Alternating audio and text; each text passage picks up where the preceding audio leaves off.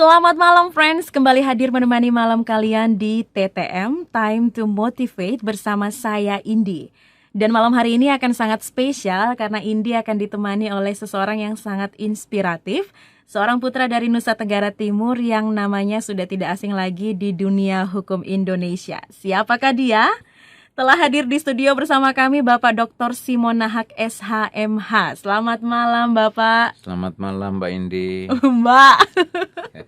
Apa kabar Bapak? Baik. Baik ya. Baik, lagi sibuk apa nih Pak sekarang kegiatannya? Lagi sosialisasi diri mau maju calon DPR RI. Oke, kembali untuk membangun Nusa Tenggara Timur Kembali. ya Bapak ya. Baik Sonde baik Tanah Timur lebih baik. Baik. Dan friends, kita bakal sama-sama mengenal lebih jauh tentang apa saja yang membuat Bapak Simon bisa mencapai kesuksesan hingga sampai saat ini, di mana beliau saat ini adalah seorang ahli hukum ya Bapak ya. Kalau saya tidak salah nih dari semua artikel yang saya baca, dan yang juga aktif menjadi konsultan hukum advokat dan telah mendirikan kantor hukum yang bertempat di Pulau Bali. Betul. Wow, banyak sekali ya pencapaian yang telah Bapak lakukan. Puji Tuhan. Dan wah, puji Tuhan, betul Bapak. Dan kita akan sama-sama belajar hari ini ya friends, apa yang menjadi motivasi terbesar Bapak untuk berhasil mewujudkan cita-cita dan mimpi. Stay tune terus ya friends, hanya di Afraline Time to Motivate. We'll be back. Afraline Time to Motivate. Balik lagi bersama Indi di sini dan juga dengan tokoh inspiratif kita untuk hari ini, Bapak Dr. Simon Nahak SHMH. Perjalanan hidup seseorang memang sulit ditebak ya friends, tetapi yang jelas Tuhan memiliki rencana indah untuk perjalanan hidup setiap anak manusia yang diciptakannya. Begitu juga dengan perjalanan karir dari Bapak Simon, mulai dari pendidikan dasar hingga sampai saat ini, tentunya ada begitu banyak hal yang telah dilalui bahkan diperjuangkan untuk dapat sampai di titik ini. Dan untuk kesempatan pertama ini, Indi dan friends setia dari Afraline ingin mendengar sedikit cerita dari masa kecil Bapak sewaktu Bapak masih tinggal di Belu nih Pak. Silahkan Pak. Iya Mbak Indi, selamat malam. Selamat malam. Terima kasih, puji Tuhan malam hari ini kita bisa berkumpul dan bertemu di tempat yang indah ini. Masa kecil saya, sebetulnya masa kecil saya cukup bahagia. Cukup bahagia. Karena orang tua memang membina kami, mendidik kami dengan penuh rasa cinta kasih, sehingga memang dahsyat kasih sayang orang tua terhadap kami, dan saya cukup menikmati masa tua. Namun cita-cita saya memang masih kecil. Saya ini memang orangnya tidak tega melihat kalau sesama saya, teman saya itu diperlakukan tidak adil. Di situ saya termotivasi bagaimana satu ketika saya harus membela orang-orang yang merasa diri tertindas. Iya. Itu motivasi yang paling besar buat saya, dan itu terus ada di benak saya bahwa satu waktu saya harus menjadi seorang lawyer yang cukup punya power, cukup punya nama, dan saya harus mempunyai kemampuan untuk membela teman-teman ketika mereka diperlakukan tidak adil, terutama oleh orang-orang yang berkuasa. Iya. Nah, itu motivasi. Itu dari kecil sudah. Dari kecil sudah tertanam di kepala saya, di otak saya, itu sudah punya spirit itu. Baik. Ya. Jadi dari kecil kita sudah harus mampu bisa menolong sesama, dan juga itu Bapak pakai sebagai motivasi untuk dapat berkarya ke depannya Pak. Betul ya. sekali. Lalu apa yang membuat Bapak sempat mencoba untuk merantau ke Kota Kupang, ke ibu kota Provinsi Nusa Tenggara Timur, dan saya dengar-dengar mendaftar di SMA Katolik Giovanni Kupang ya Pak ya? Betul sekali. Saya latar belakang anak seorang petani, tapi suka belajar, dan masih kecil pun bermimpi untuk mencari sekolah-sekolah yang cukup punya nama. Dan saat itu sekolah yang ada di daratan timur itu yang terkenal untuk sekolah swasta, itu yang saya ingat itu hanya ada 2 sekolah. Di Atambua namanya SMA Surya, kemudian di Kupang itu SMA Giovanni Kupang. Iya. Dan karena kebetulan saya latar belakang Katolik, kami memang sukanya seminari. Iya. Tetapi saya kemudian lebih tertarik untuk masuk Kota Kupang. Kenapa? Karena di Kota Kupang namanya ibu kota provinsi, tentu banyak kegiatan-kegiatan yang anak muda harus belajar. Benar. Dan saya berpikir kalau terus di kampung, di pedesaan, itu tentu tidak akan membuat diri saya berkembang. Benar sekali. Itu. Lalu itu sempat juga pindah ya Bapak ya, kembali lagi. Nah, karena memang kesanggupan orang tua untuk biaya kami cukup banyak. Saya sebagai anak pertama, saya berpikir kalau saya tinggalkan papa mama yang tidak begitu sanggup dari sisi ekonomi, sehingga saya harus kembali untuk membantu orang tua, sehingga bisa juga membantu adik-adik. Benar. Ya.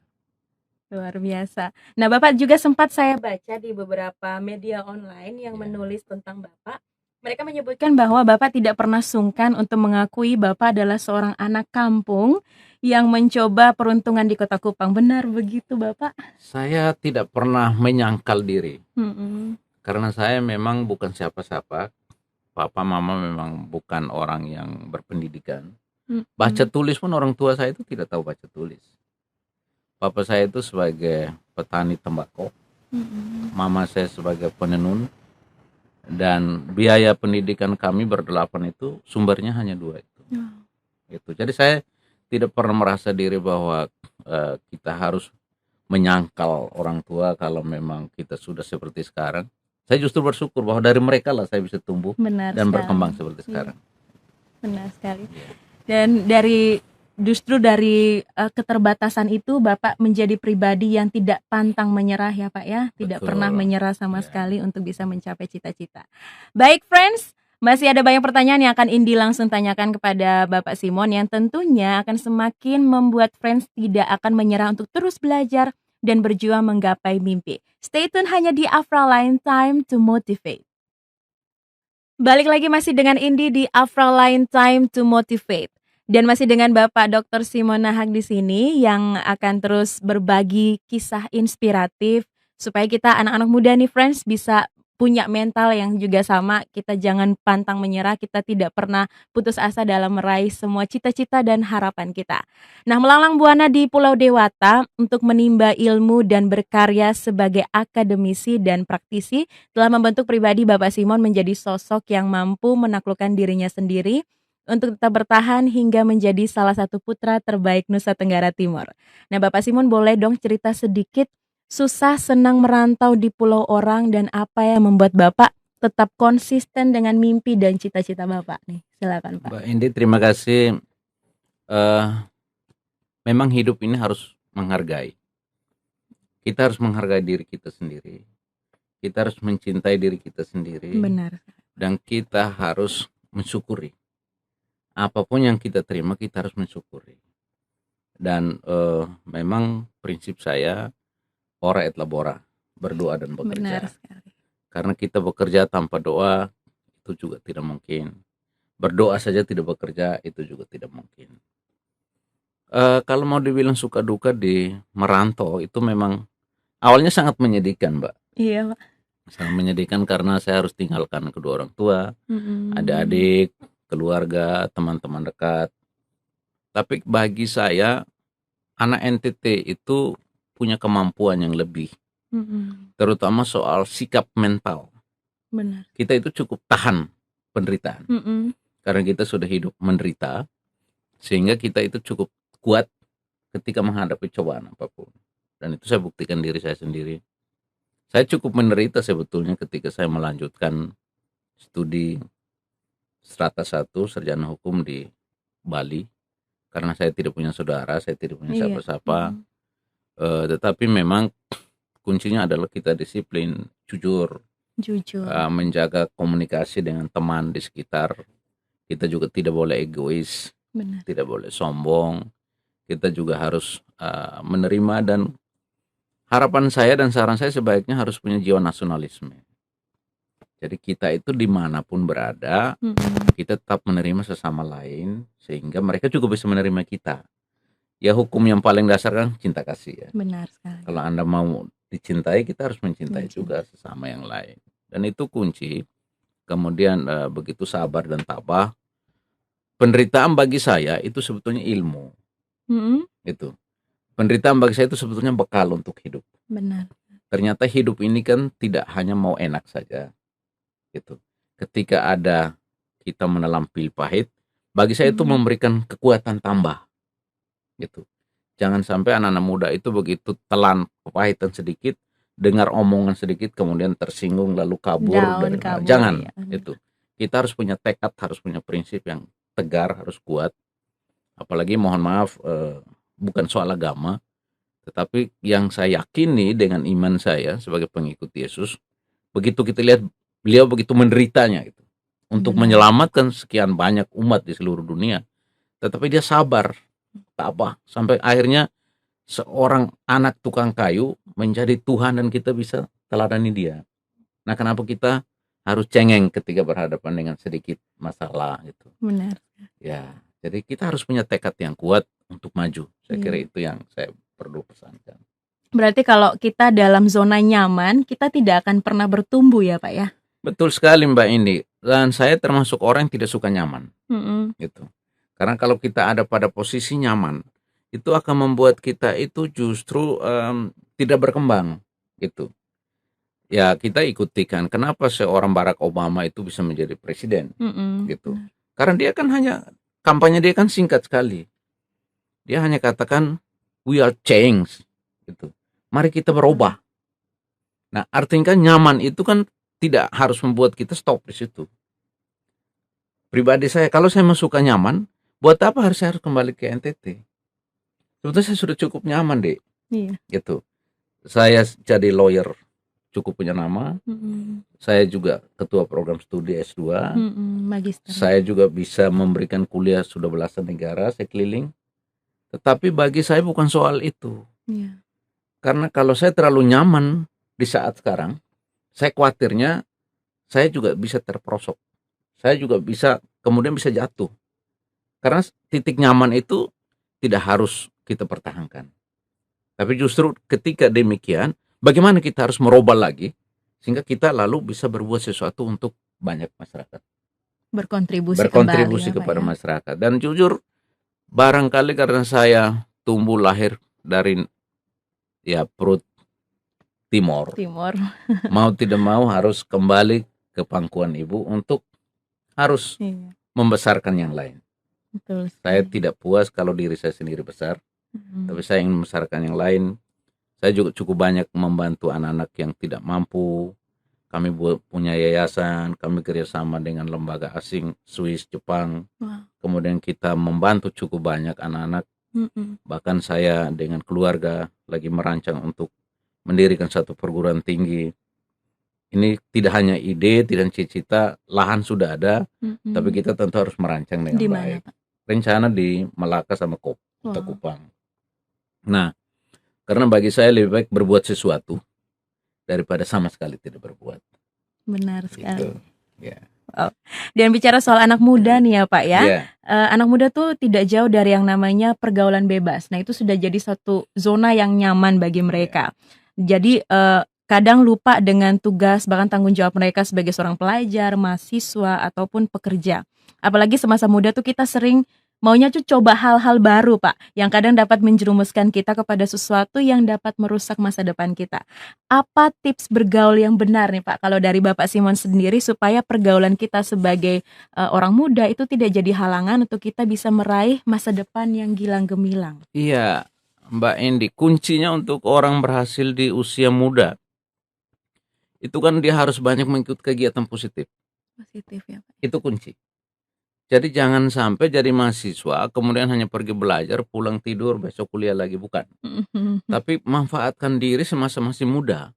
Ingat bahwa usia ini kan ada batas. Benar sekali. Itu. Ketika kita menyadari itu dan kita harus punya target. Itu. Saya memang dari dulu bercita-cita sebelum usia saya sampai 30 saya malah sudah berpikir untuk doktor. Wow. Nah, itu cita-cita yang sangat kosong sebenarnya karena kan berangkat dari nol. Nah, tapi saya punya ambisi seperti itu. Wah, kalau bisa sebelum saya 30 itu sudah doktor. Nah, itu memang mimpi keras. Nah, artinya bahwa anak muda itu kalau mau supaya aman, supaya nyaman dan bisa mencapai cita-cita di usia-usia yang masih sangat stabil itu, masih sangat labil itu, mestinya dia mengisi aktivitas dia dengan kegiatan positif. Contoh, dia kalau kuliah harusnya ikut organisasi kemahasiswaan. Dan dia kalau katakanlah kalau teman di Muslim dia mau jadi pemuda Islam Indonesia umpama, dia ikut kegiatan aktivitas yang ekstra kurikuler sehingga kemudian dia bisa mengisi diri, bisa membenahi diri dengan hal-hal positif. Jadi tidak ada hal-hal negatif yang ada di kepalanya dia. Dia Iya, hanya berpikir benar. untuk maju dan menjadi Betul. orang besar. Jadi kita harus punya mimpi. Di usia muda pun harus punya mimpi untuk jadi orang besar. Karena kalau kita tidak punya mimpi, ya tidak mungkin tercapai, Mbak. Benar sekali. Itu. Berarti pergaulan itu juga menjadi salah satu aspek pendukung ya Pak ya dalam seorang. Sangat mendukung. Ketika kita aktif, katakanlah ketika kita mengaktifkan diri di kegiatan di gereja, tidak mungkin gereja mengajarkan orang untuk berbuat yang jahat. Ketika kita bergaul teman-teman dengan teman-teman sesama agama lain, mereka aktif, tidak mungkin. Iya. Dan apalagi kita ikut kegiatan-kegiatan di kampus. Saya jujur kalau nggak ikuti resim mahasiswa dan menjadi komandan Menwa, saya nggak mungkin menjadi seorang seperti sekarang. Itu. Nah, masih mahasiswa, itu saya di semester 3 itu sudah menjadi komandan resim mahasiswa di sana.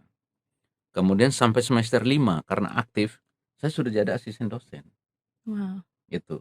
Jadi orang berkuliah itu orang mikirkan gimana cari kerja. Saya malah semester 5 itu sudah dijadikan dosen. Dia diangkat jadi asisten dosen. Benar Ya, sekali. karena keaktifan, terus fokus dan punya Fokus, ambisi, benar punya sekali. cita-cita untuk di usia sekian saya harus menjadi seperti ini. Ya, sehingga ya kita harus punya semangat seperti itu. Jadi semangat menentukan target dan melangkah di dalam rancangan target itu menuju pada target itu sendiri ya. Jadi kan hidup ini kan harus ada strategi. Bagaimana supaya mencapai itu, lalu pola. Bagaimana mengaturnya supaya tersistem. Lalu goal, targetnya saya apa? Benar sekali. Kalau 3 hal ini diikuti, saya yakin pasti akan menjadi seorang yang sukses. Baik Pak Simon. Oke friends, kita akan masih balik lagi dengan apa saja yang telah diraih oleh Pak Simon dan apa saja yang sudah beliau lakukan setelah menamatkan pendidikannya hanya di Afraline Suara dari Timur. Balik lagi masih dengan Indi di Afraline Time to Motivate. Dan masih dengan Bapak Simon di sini yang akan berbagi kisah dan kunci kesuksesan dalam mewujudkan apa yang menjadi cita-citanya. Nah, balik lagi Bapak Simon, seperti yang sudah disebutkan tadi bahwa kehidupan yang Bapak alami itu penuh dengan perjuangan ya Pak ya. Namun dengan tekad dan dukungan dari keluarga, guru, teman-teman, maka Bapak mulai menapaki usaha menuju kesuksesan seperti sekarang ini. Nah, langkah awal apa yang Bapak lakukan sebagai permulaan dari perjuangan Bapak waktu itu? Langkah awal saya, memang saya selalu memulai sesuatu dengan doa. Saya selalu memohon kepada Yang Maha Kuasa, Tuhan, saya ingin menjadi seperti ini. Mohon bukakan jalan buat saya, dan saya punya keyakinan itu. Sehingga saya melangkah dengan memohon petunjuk, lalu saya yakini bahwa pasti itu bisa berhasil. Sepanjang tentu harus ikuti rambu-rambu. Karena kadang kan anak-anak muda ini kan merasa diri, wah saya hebat, saya bisa berbuat apa saja, saya juga tidak mau peduli. Benar gitu. sekali Pak. Tapi kalau bisa jangan, kita ikuti aturan. Aturan itu kan bisa aturan menurut iman yang kita yakini, aturan hukum positif yang berlaku, atau aturan menurut hukum yang hidup dalam masyarakat, adat istiadat. Saya masuk ke Bali itu awalnya kan saya kaget. Karena mereka di sana ada kasta-kasta. Oh, shock culture. Dan itu sangat kuat. Lokal wisdomnya mereka, kearifan lokal mereka itu sangat kuat. Tetapi kemudian saya juga jadi kaget lagi ketika mereka lalu menerima siapapun bisa masuk ke sana. Makanya orang Bali selalu senyum, selalu mereka welcome to Bali. Jadi siapapun kalau mau ke sana selalu mereka bilang welcome to Bali, selamat datang di Bali. Dan nasionalisme mereka cukup tinggi, bahkan internasionalisme mereka cukup tinggi. Sehingga tadinya saya ada khawatir, ada sedikit manusiawi Mbak Indi. Tapi lalu setelah menyesuaikan diri, ya justru bagus bahwa tidak hanya kelompok kita saja yang bisa membesarkan kita, tapi kelompok orang lain sesama lain juga bisa membesarkan kita. Justru lebih dahsyat. Lebih dahsyat karena kita persaingannya kan sudah sangat positif dengan gitu. Orang di luar dari timur, dari kampung halaman. Benar sekali. Dan untuk keluar dari kampung halaman juga itu butuh pengorbanan ya Bapak ya, terpisah dari keluarga, dari orang-orang sekitar. Jadi sepertinya Bapak itu nekat sekali ya merantau, berpisah dari keluarga, bergerak dari tadi seperti kita bilang dari zona nyaman ke tanah rantau untuk mengejar mimpi. Nah, hal apa yang paling membuat Bapak rindu ketika dulu tuh 31 tahun yang lalu ya Pak ya. Dulu-dulu itu memutuskan untuk menimba ilmu di Pulau Dewata. Apa yang buat Bapak rindu dengan kampung halaman nih? Ya, awalnya juga memang benar Mbak Indi, saya termasuk orang yang nekat. Mhm. Karena sebetulnya saya berangkat ke Bali itu, saya juga bingung, Mhm. kenapa saya harus berangkat gitu. Tapi memang saya berpikir bahwa saya harus keluar dari zona nyaman. Iya. Karena dengan orang tua sudah nyaman, tapi saya pikir saya harus keluar untuk merantau, sehingga dengan merantau banyak pengalaman, bla bla bla, dan akhirnya bisa meraih sukses. Tetapi waktu berangkat itu aneh juga, karena sebetulnya kan ke sana kan harus pakai pesawat. Iya. Sementara saya nggak punya uang untuk naik pesawat. Nah, gimana Oke, caranya? oke. Saya memang suka lomba pidato. Mhm. Satu waktu saya atas nama Angkatan Muda Pembaharuan Indonesia dari Kabupaten Belu, Belu. kemudian ikut, kebetulan saya juara 1 sampai ke Kupang. Wow. Terus salah satu senior saya di Belu waktu itu, bupatinya, dia bilang, "Anak mau sekolah apa?" Saya bilang, "Saya mau sekolah hukum." "Sekolah aja di Kupang aja." "Oh tidak," tapi saya bilang, "saya harus keluar." Tapi saya nggak punya uang tiket. Saya mau orangnya caplos-caplos saja itu. Nah, akhirnya oleh beliau katakan, "Sudah, kalau begitu kamu berangkat, saya belikan tiket." Ya saya bersyukur sekali waktu itu. Karena dibantu, akhirnya Wow. saya langsung berangkat terbang ke sana, dan itu motivasi karena dibantu, sehingga harus bersyukur, berterima kasih, dan memanfaatkan kepercayaan itu. Iya. Gitu. Sepertinya memang jalannya dibukakan juga ya Bapak ya? Selalu, karena tadi saya kata Mbak Indi, Diawali selalu dengan doa. diawali dengan doa. Benar sekali. Ya, dan kita masih akan kembali dengan bincang-bincang bersama Pak Simon di sini setelah yang satu ini tetap di Afra Line Suara dari Timur. Time to motivate dengan kisah inspiratif dari Bapak Simon akan terus menemani Friends menyemangati kalian semua sampai kita tuntas nanti di pukul 9 malam. Nah, pasca lulus dengan predikat cum laude dari kampus Warma Dewa Bali tahun 1992, Bapak Simon Nahak masih terus mengajar maksud saya di kampus alma maternya loh Friends sambil menyelam minum air. Jadi kalau dibilang Bapak Simon ini mencoba terjun ke dunia advokat pengacara ya Bapak ya, hingga akhirnya nama beliau mulai dikenal oleh seluruh masyarakat Bali. Selama berkarir ternyata Pak Simon tidak hanya menangani klien yang berasal dari Indonesia, tapi sejumlah warga negara asing yang terjerat hukum di Bali juga menggunakan jasanya sebagai kuasa hukum. Nah, bagaimana Bapak bisa bergerak di tanah rantau sampai dapat membangun karir sedemikian rupa hingga dikenal masyarakat luas? Gitu. Ya, eh, awalnya saya memulai karir saya dengan membela seorang ibu. Ketika itu ibu tuh sedang hamil, lalu dipukul, dianiaya oleh TNI Angkatan Darat waktu itu. Oknum ya, bukan tentaranya, tapi oknum, seorang oknum, dan menghajar ibu itu sampai kelihatannya sudah saya tidak terima. Dan saya baru selesai sarjana hukum. Lalu waktu itu masyarakat awam ini kan tidak mau tahu kalau mau jadi lawyer itu harusnya kan harus ikut pendidikan dulu. Iya. Mereka kan tahu ini sarjana Sarjana hukum, hukum itu otomatis. otomatis minta tolong aja gitu. Saya juga dengan konyol saya juga bela saja gitu. Saya bela, kemudian diminta untuk melengkapi persyaratan, dibilang tolong minta izin di tempat kerja waktu itu di kampus. Jadi saya argumentasi saya, ini insidentil, saya harus membela karena kasihan ibu ini, dan sayangnya kan ketika dia hamil dan harus gugur karena menghadapi kekerasan seperti itu. Lalu saya terinspirasi dari sana, dan saya jujur saya harus terima kasih juga terhadap teman-teman wartawan media online Benar. maupun cetak. Pada waktu itu hanya cetak. Mereka lah yang membesarkan saya, karena ini satu kasus yang sangat unik. Kemudian yang Benar menangani ini sekali. belum lawyer, dia baru selesai sarjana Iya, hukum. karena hanya ingin menolong Hanya ingin saja pada menolong, waktu awalnya itu. hanya ingin menolong. Ini seorang ibu, saya membayangkan bagaimana adik saya perempuan atau anak saya perempuan atau ibu saya diperlakukan seperti itu. Iya, benar Nah, sekali. akhirnya saya spontan menangani, dan saya bersyukur dia menang waktu itu. Wow. Setelah dia menang, terus kasus mulai, dan saya juga mulai mencari izin praktek untuk menjadi seorang lawyer. Demikian juga beberapa anak-anak kita Flowamora yang ada di Bali Bali juga. yang cukup banyak kena kasus. Mereka menyanyi sampai malam, pagi, kemudian tidak dibayar. Lalu saya juga membantu mereka, memberikan Iya. advice, dan itu kan di hotel-hotel. Jadi dari situ juga saya cukup dikenal, dan ada satu yang lebih heboh itu pembunuhan mutilasi.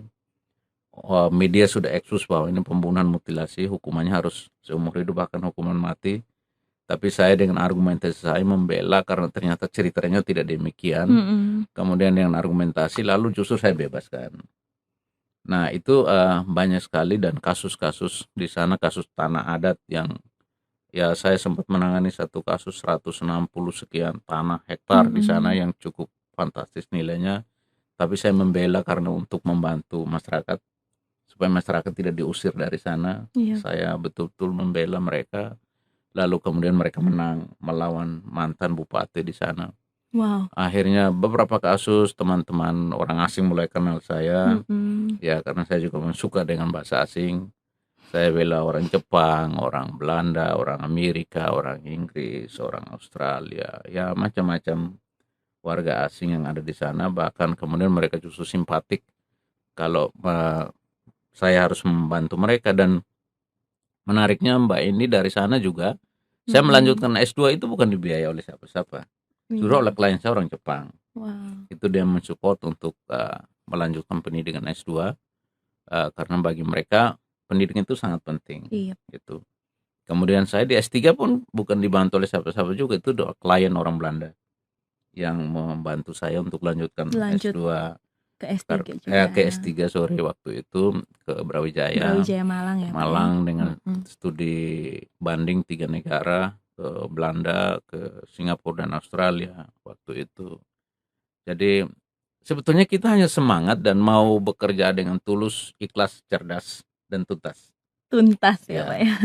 Begitu ceritanya. Jadi dari inisiatif kecil untuk menolong seorang ibu yang lemah, yang kesusahan, betul. Dan akhirnya dari mulut ke mulut ini Bapak mulut sepertinya. Dari sampai saya juga sempat menangani beberapa kasus kemarin gitu karena orang mulai mendengar dan keseriusan. Saya memang cukup serius kalau menangani kasus. Siang malam saya tidak pernah istirahat kalau sudah tangani. Karena itu hobi juga, ada bakat. Bergerak dengan passion ya Pak ya. Passion, dan saya layani dengan cinta kasih. Jadi harus all out sampai siapapun kalau saya sudah bela dan mereka biasa suka dengan saya, apalagi orang asing. Orang asing itu tidak suka menjadi lawyer itu ibarat pisau bermata dua, itu tidak boleh. Jadi kalau bela mereka sampai habis-habisan. Itu kita akan dapat apresiasi yang luar biasa. Dan itu memang saya buktikan. Sehingga saya memang komitmen. Jadi kalau saya sudah bela Mbak Indi, saya jangan diganggu karena saya tidak akan terkecoh dengan tawaran atau aneh-aneh itu. Saya tidak bisa fokus ya Bapak ya. Saya membela A sampai dengan tuntas, kerjaan harus selesai baru sudah. Atau saya sudah tidak sanggup, saya katakan saya tidak bisa lagi. Oke deh. Nah, untuk friends yang belum terhubung dengan kami Afraline, langsung juga unduh aplikasi kita melalui Play Store di Android Friends dan nikmati beragam program menariknya. Dan kita akan masih kembali lagi dengan banyak kisah inspiratif yang akan Indi tanya-tanya nih sama Bapak Simon yang masih ada di sini. Untuk itu stay tune terus hanya di Afraline, Time to Motivate. Selamat malam friends, masih di program kesayangan kita Afraline, Time to Motivate. Selama kurang lebih 31 tahun berada di Bali, pernahkah terbersit di pikiran Bapak untuk melupakan kampung halaman Tanah Timur yang merupakan tempat Bapak menghabiskan masa kecil hingga tamat SMA, Pak? Silahkan. Saya tidak pernah melupakannya. Iya. Saya memang tidak suka melupakan sesuatu karena selalu terekam, selalu tercatat di pikiran saya, apalagi kampung halaman. Iya. Tidak bisa. Bagi saya mau kita besar sampai dimanapun, mau kemanapun, kita harus ingat tanah kelahiran. Gitu.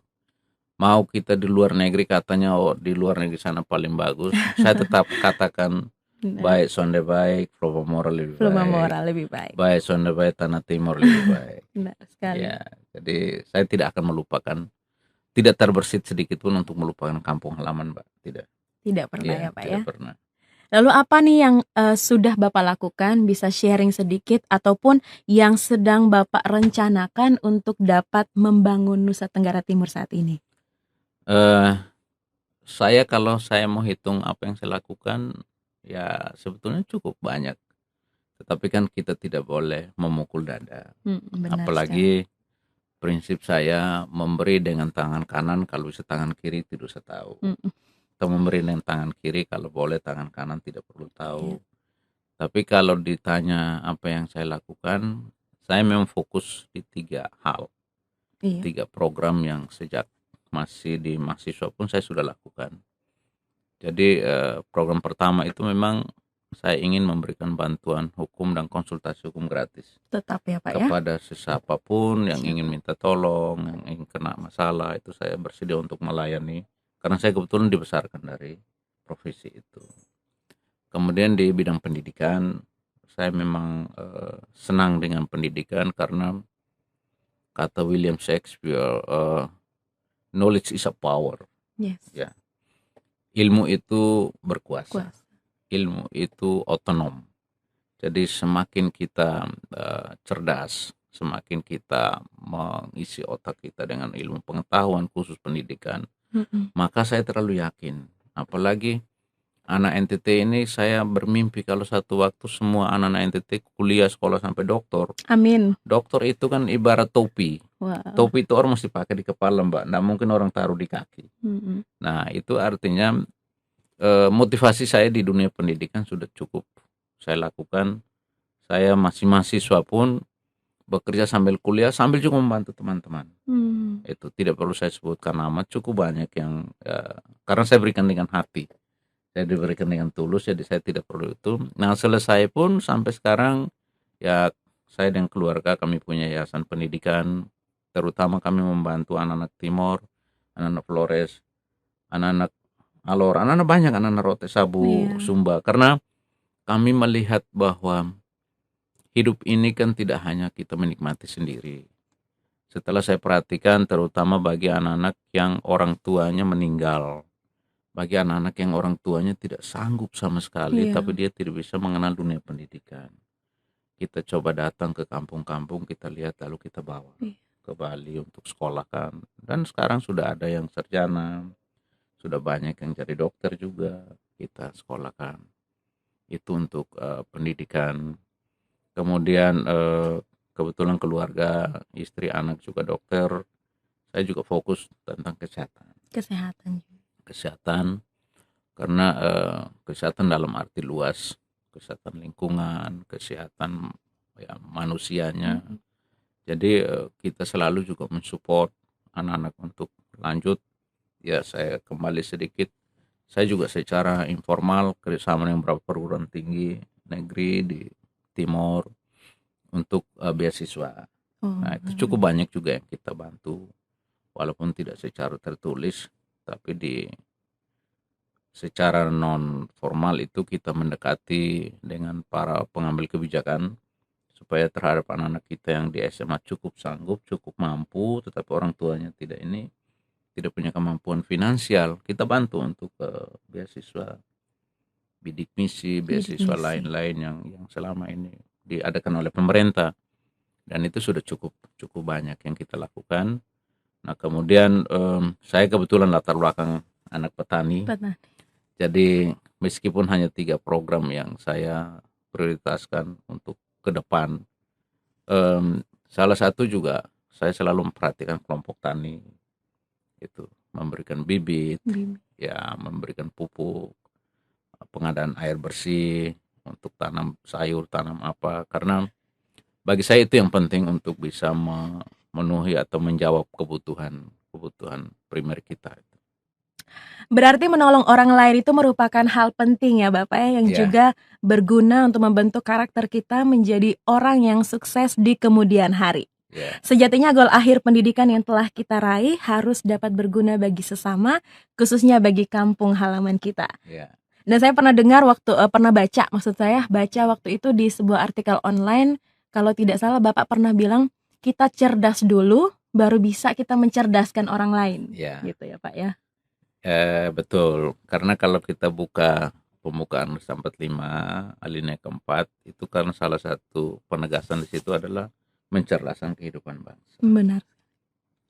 Bagaimana saya bisa mencerdaskan adik-adik saya, anak-anak saya, kalau saya sendiri tidak cerdas? bagaimana pula saya bisa membantu teman-teman kalau saya sendiri juga tidak punya kesanggupan apapun untuk membantu. Karena itu kalau ingin membantu yang lain, ya kita juga harus mengukur diri kan. Kita juga harus sanggup dulu, harus mampu dulu, baru bisa membantu. Sehingga katakanlah contoh, saya programkan untuk pendidikan ini untuk anak NTT itu harus. Kenapa? Kita lihat negara yang kecil, Singapura, hebat sekali. Kenapa? Hebat sekali. Karena mereka memang SDM-nya yang ditingkatkan, sumber daya manusia yang ditingkatkan. Dan SDM anak-anak NTT ini cukup bagus. Itu. Mereka seperti tadi saya katakan, sebetulnya anak NTT ini mentalnya tuh mental baja. Itu. Kalau dia sudah mau, dia tegas, dia agak keras ngotot, saya yakin itu bisa. Karena kita punya mental yang bukan mental tempe, bukan mental untuk mengalah gitu. Oh iya. Sebenarnya gitu. Iya. Dan anak-anak NTT juga cukup cerdas. Banyak anak-anak yang cerdas. Hanya tinggal bagaimana kita membina, kemudian yang memberikan pembinaan itu kalau bisa juga dia punya skill yang lebih. Benar sekali. Nah, sehingga kan bisa menjadi teladan kan untuk bisa diikuti. Katakanlah saya sarankan supaya Mbak ini dan teman-teman kuliah sampai doktor sementara saya hanya tamat SMA. Benar Nah, sekali. kan aneh ini Bapak ini gimana ini bisa suruh orang kuliah sampai dokter sementara dia sendiri tidak, pendidikannya tidak cukup. Nah, jadi kalau mau memotivasi yang lain, mau membantu yang lain, ya sebaiknya juga kita harus benahi diri dulu sehingga menjadi contoh. Benar. Itu ukurannya. Karena ketika kita melihat contoh itu jadi motivasi Betul. tersendiri ya Pak ya. Betul. Untuk teladan menjadi lebih baik lagi. Ya. Nah friends, stay tune terus hanya di Afra Line. Kami akan kembali setelah yang satu ini. Banyak orang muda selalu acuh tak acuh dengan kemajuan daerah tempat tinggalnya. Tak jarang nih friends, kita selalu tidak peduli mau gubernurnya siapa, wali kotanya siapa juga, kita berpikir itu bukan urusan kita. Nah, dari sikap seperti ini nih yang membuat kita sulit bergerak untuk membangun daerah asal kita. Kalau menurut Bapak Simon ya, bagaimana caranya biar orang muda saat ini tuh dapat memiliki rasa cinta terhadap kampung halamannya sendiri dan mampu membuat kita itu ingin berkontribusi dalam membangun daerah kita sendiri? Ya, merasa memiliki. Harus merasa memiliki kampung halaman sendiri, merasa memiliki desanya sendiri, merasa memiliki kabupatennya sendiri, provinsinya sendiri, pulaunya dia sendiri gitu. Jadi setelah kita kemana-mana, kita keliling kemanapun, ternyata yang paling baik itu tempat kelahiran kita. Benar. Tidak ada yang lebih indah dari tempat lahir kita. Jadi harus merasa memiliki, harus merasa mencintai daerah kelahiran kita sendiri. Itu dulu kita tanamkan. Sehingga kemudian mau merantau sampai kapanpun, kemanapun, pasti dia akan rindu untuk kembali kampung halaman dan ingin berbuat sesuatu buat kampung halaman. Walaupun sudah sukses di tanah orang ya Bapak ya. Walaupun sudah sukses tanah orang. Jadi itu kan tidak juga menjadi ukuran ya. Artinya bagi saya, sukses di tanah orang itu kan tidak menjadi ukuran bahwa dia sukses di kampung halaman dia. Tapi kesuksesan itu menurut saya adalah bagaimana berbuat untuk kampung halaman, bagaimana memotivasi adik-adiknya, memotivasi junior-juniornya yang kemudian mereka juga bisa besar. Jadi prinsipnya kan kita harus saling membesarkan. Gitu. Setelah saya jadi besar, setelah saya jadi pintar, saya punya kewajiban untuk harus membesarkan juga adik-adik. Itu punya kewajiban. Dan dengan hati yang tulus, jangan ada hal-hal yang kurang berkenan, itu sebaiknya dihindari. Jadi cintailah tempat lahir kita sehingga kemudian kita ingin berbuat sesuatu yang lebih dari itu. Kenapa di negeri sana maju, kenapa di sini belum? Ya kita jangan meneriakan kepada orang lain dulu gitu. Cobalah apa yang Anda bisa mampu kontribusi kepada daerahmu. Sekecil apapun Sekecil ya apapun, Bapak ya. berbuatlah yang terbaik untuk daerahmu. Saya terlalu yakin pasti daerah ini akan menjadi besar, akan menjadi terkenal. Dan itu dimulai dari diri kita sendiri. Kita tidak bisa teriak orang lain. Benar. Gitu. Harus dari diri kita sendiri, dari keluarga kita sendiri. Karena kebanyakan sekarang nih Pak ya, anak-anak muda tuh lebih sering justru menjudge pemerintahnya, justru mengatakan NTT tuh nanti Tuhan tolong, nanti gitu. Kita kebanyakan pesimis duluan daripada bergeraknya gitu Pak. Ya harus optimis, hidup ini harus optimis. Jangan menyalahkan yang lain, ukur diri. Gitu. Saya suka pidato. Saya selalu terinspirasi dengan tokoh-tokoh terkenal seperti John F. Kennedy. Kan beliau pernah mengatakan, don't ask to your country what your country do for you, Mhm. but ask to yourself what yourself do for your country. Yes. Ya. Artinya jangan terlalu meneriakan kepada Negara. negaramu apa yang negara berikan pada dirimu, tapi bertanyalah kepada dirimu apa yang Anda berikan kepada negaramu. Nasionalisme. Nasionalisme. Jadi harus mulai dari diri kita sendiri untuk berbuat yang terbaik bagi negara, bagi daerah, bagi tempat lahir kita sendiri. Baik. Dan kini Bapak Simon sudah lebih berkomitmen lagi ya Pak ya untuk Ya. membangun Nusa Tenggara Timur, kampung halamannya menjadi lebih baik. Tidak mudah karena semuanya dimulai dari sebuah tindakan kecil. Ya. Kita akan kembali lagi hanya di Afraline. Afraline Time to Motivate. Balik lagi bersama Indi di sini dan juga dengan tokoh inspiratif kita hari ini, Bapak Dr. Simona Haq SHMH. Ini kalau ngomong sudah dokter nih saya kayak agak gugup gitu Pak ya. Biasa saja. Biasa, santai saja. Santai saja. Nah, kalau tadi kita sudah dengar apa saja yang telah Bapak capai juga yang telah Bapak lakukan untuk NTT. Nah, kalau sekarang nih Indi mau Bapak bagikan apa sih kunci sukses menurut versi dari seorang Simona Haq tuh kunci suksesnya itu apa? Karena kalau mau dilihat awal yang sebenarnya tidak mungkin tetapi oleh kerja keras dan komitmen maka semuanya itu menjadi mungkin, bahkan jauh melebihi apa yang berani kita impikan. Apa kunci kesuksesan sekali lagi menurut seorang Simona Haq? Ya, kembali kepada diri kita. Sekarang Mbak Indi dengan teman-teman itu mau sukses apa tidak? Mau Pak? Ya, kalau mau harus katakan bisa. Gitu. Jadi harus mengatakan bisa. Apapun, sulit model apapun, tantangan model apapun, jawabnya bisa. Apakah saudara bisa mengatasi kesulitan ini? Bisa. Apakah saudara berutang bisa melunasi? Bisa. Gitu. Nanti belakangan diurus. Tapi asal harus punya tekad, punya kemauan dulu gitu. Kalau tanpa itu tidak mungkin. Bagaimana saya seorang anak petani berangkat ke Bali tanpa modal sama sekali, hanya modal nekat, hanya modal semangat. Kemudian sampai di sana bisa bersaing dengan teman-teman yang notabene bukan lagi selevel saya. Dan saya juga bukan siapa-siapa.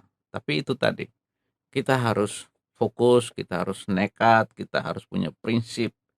Dan tentu kita harus katakan sesuatu itu kalau memang berat, jangan itu menyerah. Jadi tidak boleh menyerah. Harus berhadapan dengan situasi sulit apapun, tidak boleh menyerah, tidak boleh mengeluh gitu. Tidak boleh banyak keberatan, tidak boleh banyak komplain sana sini, tidak usah gitu. Hadapi dan cari solusi. Manusia yang hebat itu adalah manusia yang memberikan solusi. Bukan manusia yang lari dari kenyataan, bukan manusia yang lari dari masalah, bukan manusia yang begitu ada masalah lalu dia bingung, dia stres, dia khawatir, tidak usah gitu. Jadi harus punya fokus yang betul-betul konsen untuk menghadapi situasi kondisi apapun. Dan seperti tadi saya katakan, hidup harus punya target. Lalu sasaran terakhir apa? Goalnya itu saya mau jadi apa? Itu. Kalau saya ingin menjadi seorang pengusaha, ya tekuni dari hal yang sekecil kemudian akan menjadi besar gitu. Tidak boleh menyerah, harus maju terus, apalagi anak muda, semangat gitu. Semangat ya, selalu. Harus semangat gitu. Semangat salah juga semangat. Nanti baru kita perbaiki. Nanti gitu. baru belajar setiap apapun belajar ya Pak ya. Dan sedikit lagi nih, Indi ingin bertanya, menurut Bapak ini kan masih dalam keadaan baru selesai ada tes CPNS ya Pak ya, untuk banyak sekali orang muda itu mencoba peruntungan untuk tes CPNS ya, dan berharap semoga langsung lulus. Ini Pak, dengan keadaan lowongan yang dibuka itu sedikit, namun yang daftar itu banyak sekali nih Pak. Dan itu dari situ kan Bapak Gubernur kita, Bapak Victor Leskoda juga mencanangkan untuk semua honorer kalau bisa untuk bisa berwirausaha. Nah, menurut Bapak, bagaimana kita bisa keluar dari, kan namanya untuk masuk tes CPNS itu kan tujuan dari hampir setiap anak-anak muda tuh Pak, pengennya masuk jadi PNS karena itu nyaman sekali di situ. Nah, ini bagaimana kita bisa mengubah mental dari yang hanya mau jadi PNS tapi juga bisa berwirausaha gitu Pak? saya tidak suka PNS. Oh ya Pak. Saya punya istri PNS, tapi saya sendiri tidak senang jadi PNS.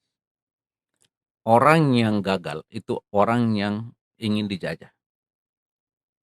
Orang yang tidak mau jadi orang besar itu adalah orang yang hanya menurut saja, tanpa punya kreativitas. Itu sudah ciri khas, sudah tanda-tanda orang itu akan tidak berhasil. Saya kira Bung Victor juga swasta, saya juga swasta. Karena sebetulnya lebih bagus daripada bekerja pada orang, lebih baik Anda menciptakan lapangan kerja dan Anda mempekerjakan orang lain. Lebih baik Anda menjadi big boss untuk diri sendiri daripada Anda punya big boss orang lain. Lebih baik Anda menjadi kepala kucing daripada jadi ekor macan. Gitu. Yes. Akan lebih bagus, akan lebih terhormat karena Anda sudah melayani banyak orang. Ketika Anda punya bisnis, punya usaha, apalagi anak-anak muda kompak bersatu dan membuat satu bisnis, satu usaha yang cukup ya melayani atau memberikan kerja bagi yang lain, itu sudah pekerjaan yang sangat mulia. Kenapa harus menanti saja dari pegawai negeri? Sebetulnya itu tadi saya katakan, ketika Anda menjadi pegawai negeri itu Anda sudah mau supaya kepala Anda, otak Anda, kebebasan Anda dijajah. Ya harusnya bebas, free dari itu, ciptakan lapangan kerjaan. Cukup banyak kok NTT punya potensi. Gitu. Kita punya tanah luas, kita punya laut, kita punya sumber daya alam kita itu cukup dahsyat sekali itu. Kita punya daerah-daerah persawahan, air juga berlimpah sekarang itu. Bisa membuat sesuatu yang lebih dari itu. Dan itu bisa menjanjikan juga Dan ya sangat Pak, menjanjikan. Andai kata, saya kasih satu ide. Andai kata anak-anak muda NTT ini berkumpul dan membuat satu restoran yang cukup terkenal dan dibuat di media online dengan begitu hebat, pemasaran begitu bagus, bisa karena ingat, Bali ini kan sekarang terkenal karena wisata kuliner. Bukan hanya, dia tidak membatasi diri pada budayanya lagi, tidak pada keindahan alam lagi. Karena dia sudah tahu lama-kelamaan pasti akan bergeser. Bagaimana anak muda di sana menciptakan lapangan kerja dengan membuat masakan-masakan yang cukup enak sehingga orang mesti datang ke sana. Dan saya yakin anak NTT bisa buat itu. Jadi lebih baik menciptakan lapangan pekerjaan daripada menunggu. Dan ya itu tadi, saya tidak suka anak-anak saya itu, anak NTT itu dijajah dengan harus menjadi pegawai negeri. Benar sekali Pak ya. Jadi ini juga bisa jadi suatu pengharapan yang baru untuk friends semua mungkin yang sudah ikut masuk tes CPNS cuman langsung gugur nih di awal-awal, di langkah awal. Tenang saja, masih ada banyak sekali kesempatan di luar sana dan juga kita bisa membuka kesempatan kita sendiri dengan membuka lapangan kerja untuk usaha kita sendiri. Oke friends, tetap di Afra Line, suara dari timur di Time to Motivate. Time to Motivate dengan kisah inspiratif dari Bapak Simon yang telah menemani Friends dari tadi nih sampai sekarang kita tiba di jam 9 malam. Nah berikut kita akan dengarkan ada satu kalimat motivasi Bapak untuk Friends semua yang mendengarkan pada malam hari ini biar kita semua menjadi orang-orang yang semangat dan berani mengejar mimpi kita. Ya singkat saja, kalau mau pasti bisa. Kalau mau pasti bisa. Kalau mau pasti bisa. Gambarannya, orang kan selalu mengatakan bahwa hidup ini tergantung garis tangan. Tidak. Yes. Kalau hanya garis tangan saja tidak menentukan. Jadi harus ada garis tangan, ada jabat tangan, ada turun tangan, baru tanda tangan. Oke, yes. Jadi tidak boleh hanya menyerah dengan garis tangan saya sudah begitu, tidak. Gitu. Tapi harus ikut campur tangan Tuhan, campur tangan teman, gitu. Turun tangan, turun untuk bekerja, untuk melakukan sesuatu. Gitu. Jabat tangan yang sesama supaya kita berdamai dengan siapapun. Baru hasilnya kita tanda tangan untuk dapat hasil. Begitu. Jadi itu sebenarnya rumusnya Pak ya? Rumus dari kesuksesan hidup seorang anak manusia memang seharusnya seperti itu. Baik, Friends, saya Indi dan juga Bapak Dr. Simona Hak SHMH sudah berbagi bersama kita pada malam hari ini. Dan kami undur diri dari ruang dengar Friends semua. Tetap semangat dan tetap stay tune hanya di Afra Line, suara dari timur. Bye.